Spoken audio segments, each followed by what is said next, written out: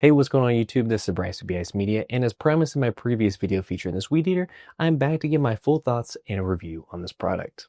I previously showed you how you can restring this Weedeater, and I'll place that link in the description in the top right corner of this video for your convenience. So we're taking a closer look at the 26cc gas-powered 18-inch straight shaft hyper tough Weedeater and my personal experience with this trimmer and whether it's worth your hard-earned money. But before we do, I'd appreciate it if you guys would give this video a thumbs up if it proves to be helpful for you, smashing that subscribe button to stay tuned for any of my future videos upcoming, and be sure to tap the notification bell to be notified of all upcoming content.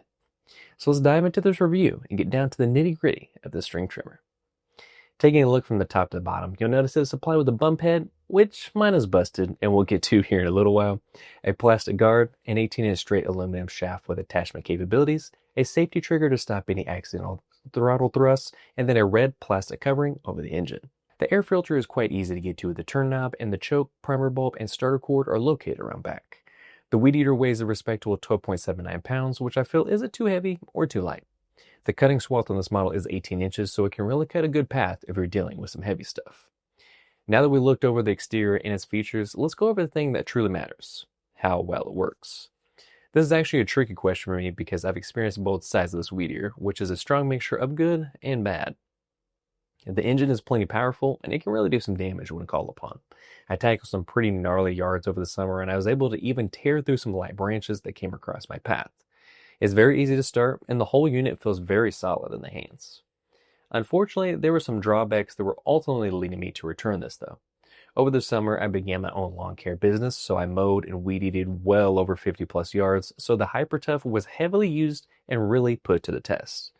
The bump head is equipped with a dual spool, which can oftentimes get string stuck when dispersing, and excessive ground bumping or complete head removal is needed to get it going again.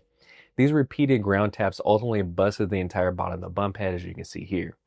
It happened while I was on the job, so I had to jerry-rig it to keep the whole string in place, which is not ideal and really slowed me down for the rest of its usage.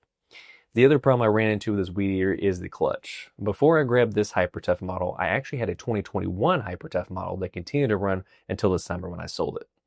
My older model's clutch had broken and it would continuously spin even when not engaged, which can be dangerous, so I thought I'd give this 2025 model a try. And it happened with this model too.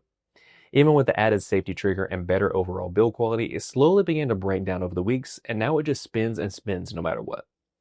This is really disappointing for me because I truly enjoyed using this Weedeater and the ability to add attachments at a later date for the price, but the bump head breaking and the clutch also breaking or getting stuck leads me to not recommend this product, especially if you're running a lawn care business. You probably would have better long-term luck with it if you're only using it for your own yard, so it may still be on the table for you though. It looks to be currently sold out at the time of this recording, which isn't super surprising since it's now the off-season for lawn work, but it retails for $118, and you can also get a 2-year or 3-year Allstate warranty on top of the 2-year manufacturer's warranty for relatively cheap. So that's my experience and spill on this 26cc gas-powered Hyper Tough Weedeater, but I'm curious to know your thoughts and your experience if you used or recently picked this up for yourself. Definitely let me know in the comments, and again, I'd really appreciate you hitting that like button if you found this video to be helpful, guys. So thanks for watching, take care, and I'll catch y'all in the next video.